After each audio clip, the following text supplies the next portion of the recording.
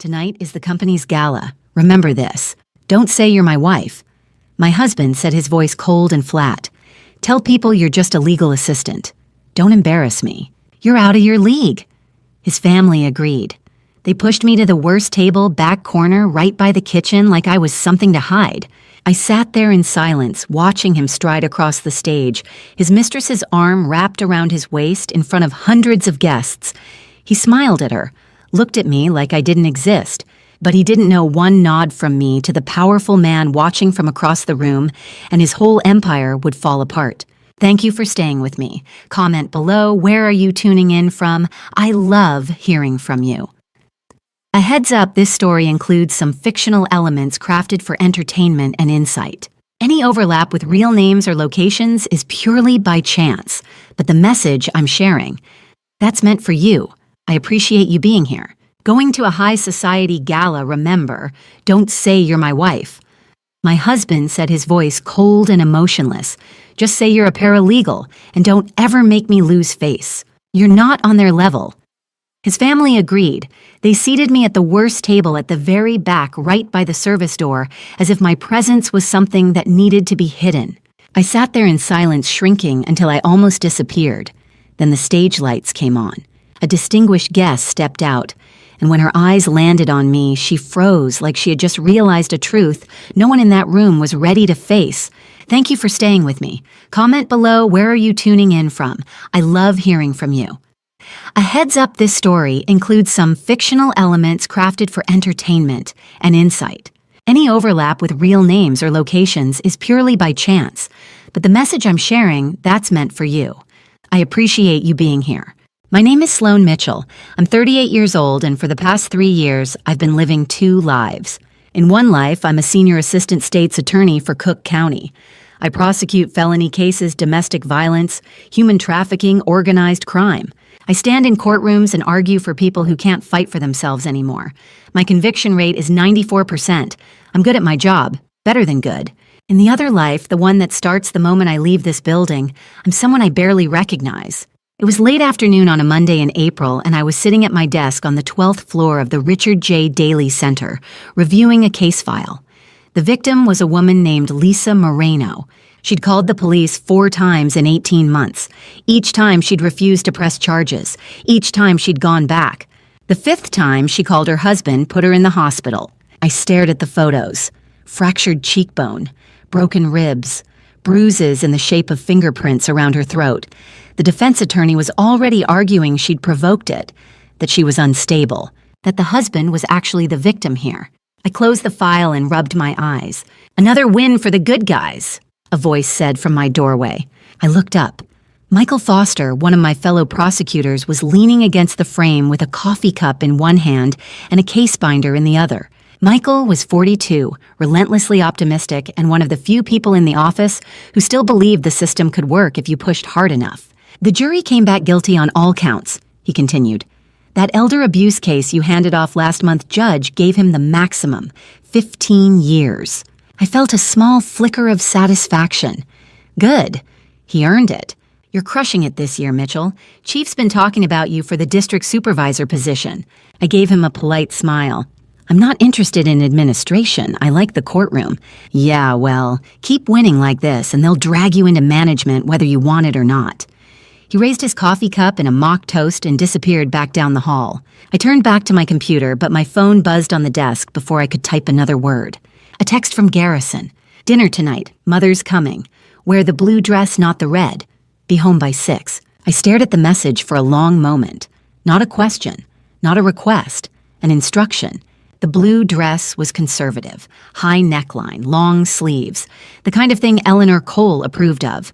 The red dress, the one I actually liked, was too bold. Too much. Too me. I should have been angry. A year ago, I would have been. But anger takes energy, and I'd stopped having enough of that a long time ago. My phone buzzed again. And don't be late. You know how she gets. I set the phone down and looked out the window. Chicago stretched out below me, all steel and glass and spring light reflecting off the lake in the distance. Somewhere out there, people were living normal lives. Marriages where your husband asked what you wanted to wear, not told you. Families where you weren't constantly bracing for criticism. I used to be one of those people. The thing about gaslighting, and I know that word, I've used it in court 100 times, is that it doesn't announce itself. It doesn't walk into your life with a neon sign that says warning emotional abuse ahead. It starts small. So small, you don't even notice. Year 1. Garrison was supportive. Proud even. He came to my swearing-in ceremony when I made senior assistant state's attorney. He told his friends his wife was a prosecutor. He seemed genuinely happy for me. Then I won a high-profile case. Made the news. The Chicago Tribune ran a piece about rising stars in the legal community, and I was one of the names mentioned. That's when things started to shift. "Don't you think you're getting a little too much attention?" Garrison had said one night over dinner. He'd smiled when he said it like it was a joke. "I mean, it's great that you're successful. I just don't want it to go to your head." I'd laughed it off. Told him I wasn't worried about that. But the comments kept coming. Small things. Gentle corrections. "Maybe you should turn down that interview. You don't want to come across as self-promoting." "Do you really need to work this weekend? People are going to think you're obsessed." My mother thinks it's a little unfeminine to be so aggressive in court. By year 2, I'd started apologizing for my success, making myself smaller at family dinners, staying quiet about my cases when Garrison's colleagues were around. By year 3, I'd forgotten what my own voice sounded like in my own home. I picked up my phone and opened the message again. "Wear the blue dress, not the red. Be home by 6. People always ask how a prosecutor, someone who fights for victims every single day, could end up becoming one herself. They ask it like it's a moral failing, like I should have known better. Here's what they don't understand. It happened so slowly, I didn't see it.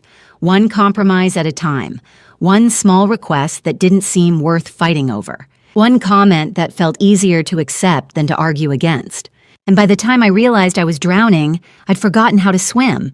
I looked down at the case file on my desk. Lisa Moreno's bruised face stared up at me from the photograph. "I tell victims to leave. I tell them they deserve better. I tell them that staying won't fix anything, that it will only get worse." But I'd stayed for 3 years. My phone buzzed a third time. I picked it up already, knowing it would be another message from Garrison. But when I looked at the screen, this one was different. Longer. The preview showed the first line and my stomach tightened. I opened it, and everything changed. The second message changed everything. It loaded in sections, a wall of text. Garrison never typed this much unless he was negotiating. My chest tightened before I read the first line. "Friday night gala at the Peninsula. Mostly New York hedge fund managers and Goldman's international clients. All finance. Not your Chicago legal crowd. If anyone asks, just tell them you're a senior paralegal. Keep it vague. This deal is worth $50 million to my career. Do not mess this up." I felt the floor tilt. A senior paralegal. Not his wife. Not Sloan Mitchell, senior assistant state's attorney. Not the woman who won 15 felony trials in the past 18 months. Just a paralegal. Anonymous. Convenient. Controllable. My stomach rolled. I pressed one hand against the edge of the desk to steady myself. The other hand, still gripping the phone, started to shake. Garrison was not entirely wrong. Goldman's clients were East Coast finance and international investors. The chance that someone at this gala would recognize a Cook County prosecutor who spent her days handling street-level felonies was low. Low, not zero. But his arrogance had made him blind to the risk. Or maybe he just did not care. Because to him, my entire professional identity was an accessory he could swap out when it no longer fit the occasion. I stared at the screen, typed one word. Why, deleted it, typed. No. Deleted that too. My hands hovered over the keyboard. I wanted to write something sharp, something final, something that would end this pattern once and for all. But I remembered the last time I said no. 6 months ago, November. Garrison had asked me to cancel a deposition to attend his firm's client dinner. I had declined, politely at first, firmly when he pushed. He did not raise his voice. He never raised his voice at home. Instead, he went silent. For 2 days. And then his mother called, Eleanor Cole. Her voice always carried the same cool distance, like she was addressing someone beneath her. A good wife supports her husband. That's what marriage is, Sloan. You either understand that or you don't. I had stood my ground for 3 more days. Then I apologized. Because it was easier. Because the silence was louder than shouting. because somehow in year 3 I had stopped believing I was allowed to say no. I closed my eyes, tried to slow my breathing, and then I heard my mother's voice. Not Eleanor's, my real mother, the one who died 5 years ago. Don't you ever stay for the wrong reasons. She told me that when I was 24, fresh out of law school. I had been dating a guy who made me feel small. She did not lecture. She just said those 9 words, and I left him 3 weeks later. I had not thought about that conversation in years. Now it echoed inside my skull like a warning bell I had ignored for too long. I dialed Helena. She answered on the second ring. "Hey kiddo, what's up?" "I need advice," I said. There was a pause, then her voice shifted. Sharper, more focused. "What happened?" I swallowed, tried to sound casual, failed. "Garrison asked me to go to a gala on Friday, as a paralegal, not as his wife.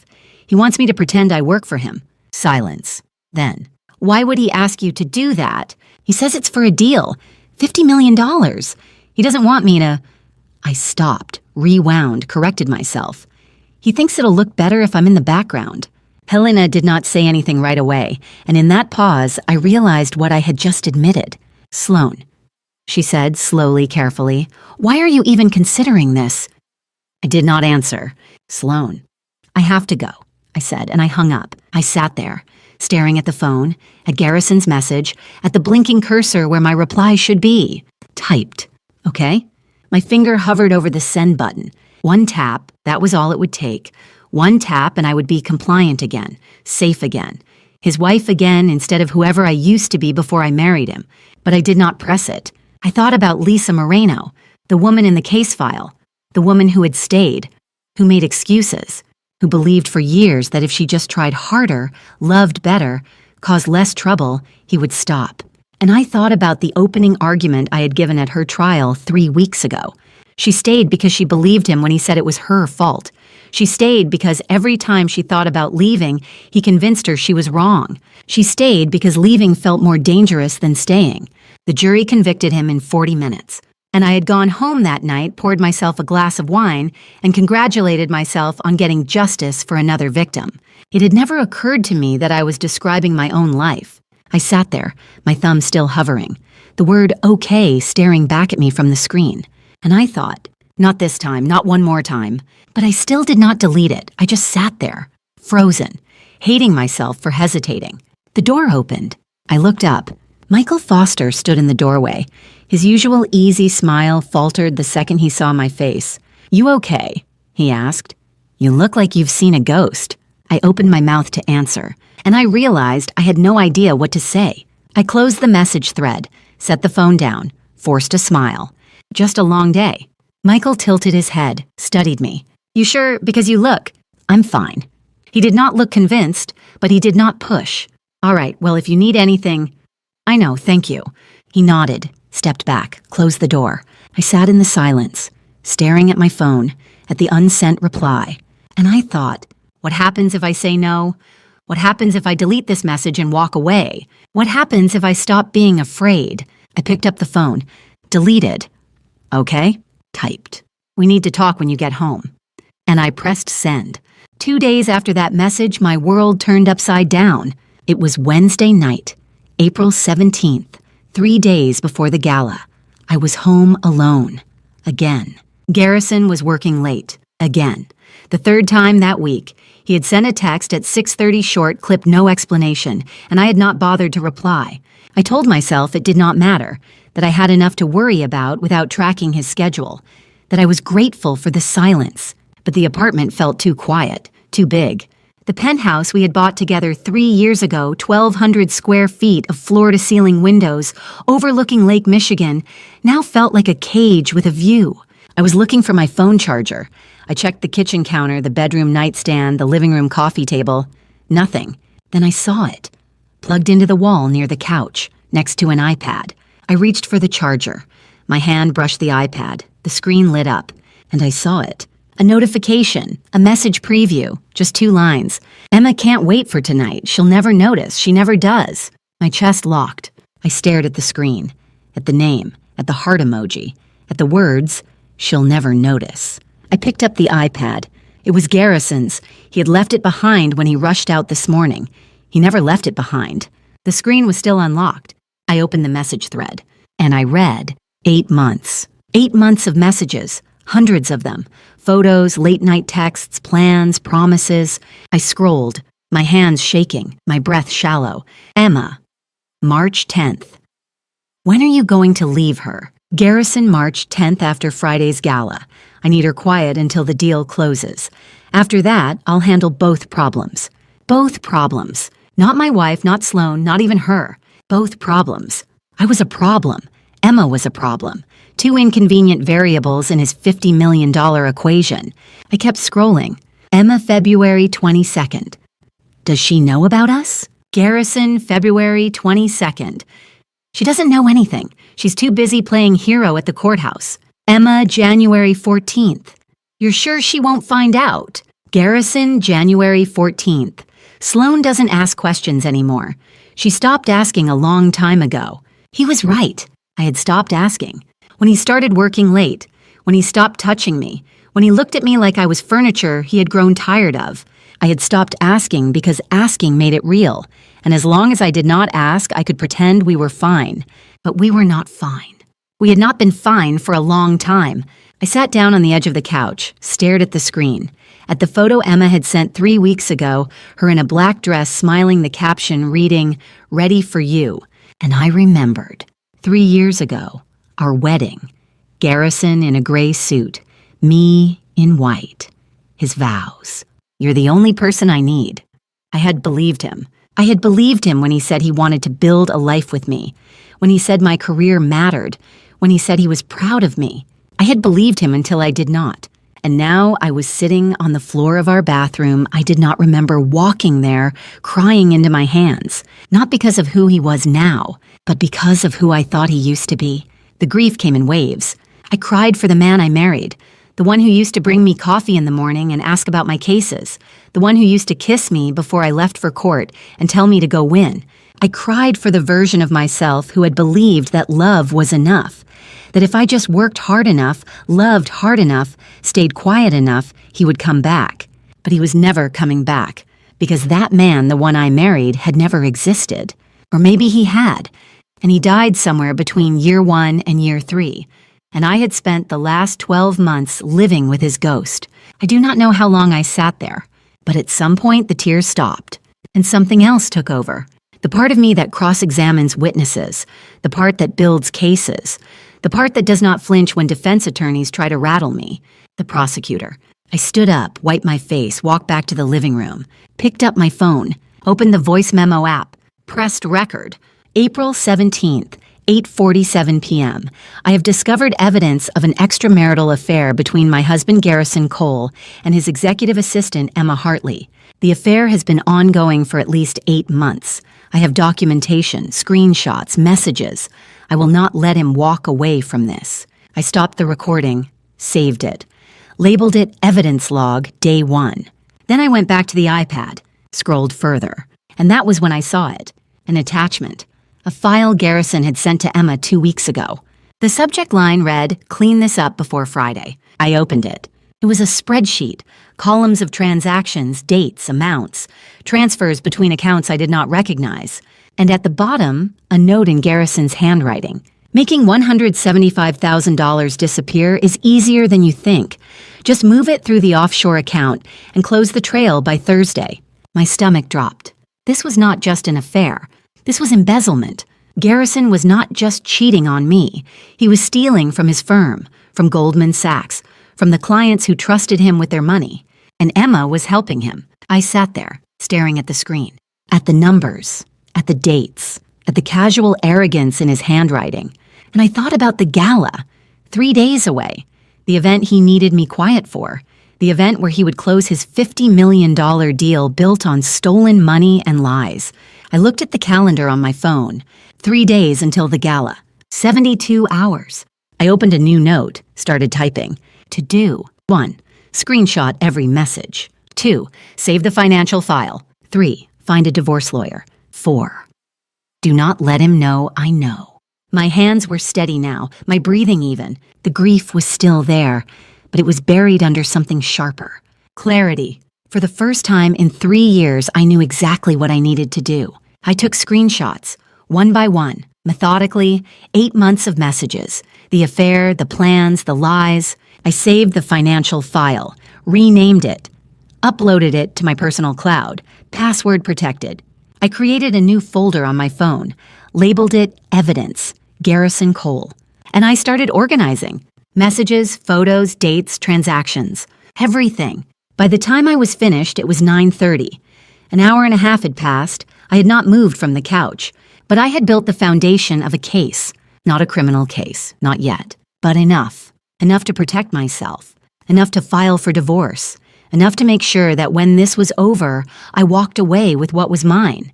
I heard the front door open. Garrison's voice echoed down the hallway. "Sloan, you home?" I closed the iPad, set it back on the coffee table, exactly where he had left it. Stood up, smoothed my shirt, wiped the last trace of tears from my face. "In here," I called. He walked into the living room, tie loosened, jacket slung over one arm. He looked tired. "Long day," he said, barely glancing at me. "Yeah," I said, my voice calm, steady. "Mine too." He nodded, walked past me toward the bedroom. "I'm gonna take a shower. You eat yet?" "Not yet." "Order something, I'm starving." And he disappeared down the hall. I stood there, watching him go. And I thought, he has no idea. No idea that I know. No idea that I have evidence. No idea that in 72 hours his entire world is going to collapse. And I'm going to be the one holding the match. I picked up my phone, opened the note I had just created, read the to-do list one more time. And I added one more line. 5. Do not break. Not yet. Not until Friday. I saved it. And I walked to the kitchen, ordered dinner, acted normal. Because that was the only way this would work. I had to let him think he had won, until the moment I proved he had lost. The next morning, I did what I do best. I built a case. I left the apartment at 7. Garrison was still asleep, or pretending to be. I did not check. I drove downtown, parked in the garage beneath a narrow brick building on West Adams, took the elevator to the 4th floor. The sign on the door read, Claire Donovan Esquire, Family Law and Divorce. I had found her name 2 months ago, Googled Best Divorce Attorney Chicago, read reviews, saved her number, never called. Until now, Claire was 45, sharp, direct. She wore a navy suit and glasses perched on her nose, and when she shook my hand, her grip was firm. "Ms. Mitchell," she said, "please sit." I sat, folded my hands in my lap, tried to keep my voice steady. "I need to prepare for a divorce, strategically." She did not flinch, did not ask if I was sure, just pulled out a legal pad and pen. "Tell me everything." So I did. I told her about the message on the iPad, about Emma, about the affair that had been going on for 8 months, about the file, the financial transactions, the offshore accounts, the $175,000 Garrison was planning to make disappear. And then I told her about the videos. Claire looked up. Videos? I pulled out my phone, opened the folder I had labeled Evidence. I started recording 6 months ago, when the psychological manipulation got worse. I showed her the first clip. Video 1, December 2023. Garrison and I in the kitchen. I just told him I could not attend his firm's holiday party because I had closing arguments the next morning. His voice was calm, cold. "You're nothing without my family's reputation, Sloan. You know that, right?" I did not respond in the video, just stood there, silent. Video 2, January 2024. Eleanor and Kendall in the living room. I was upstairs, but I had left my phone on the coffee table recording. Eleanor's voice smooth and venomous. "She's not really family sweetheart, not the way you are." Kendall laughed. "I know, Mom." Video 3, February 2024. Garrison throwing a case file across the room. I had asked him to stop interrupting me while I was working. He did not yell. He never yelled. He just stared at me and said, "You're lucky I tolerate you." Video 4, February 2024, same night. Kendall smirking, leaning against the door frame while I made dinner. Senior Assistant State's Attorney sounds like senior imposter to me. Video 5, March 2024. Eleanor again, this time directed at me.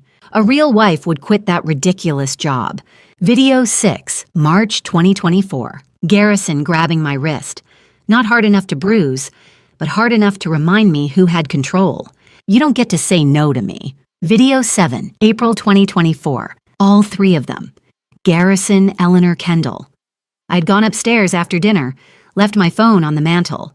They were laughing, mocking me, imitating the way I spoke, the way I walked, the way I tried to defend myself. Eleanor. She actually thinks she matters. Kendall, she's pathetic. Garrison, she'll do what I tell her. She always does. I stopped the video, looked up at Claire. Her face was unreadable, but her knuckles were white around her pen. How many people know about these? Just you. She nodded slowly. Then, this is abuse, Ms. Mitchell. Emotional, psychological, and based on video 6, potentially physical. I know. Good. She set down her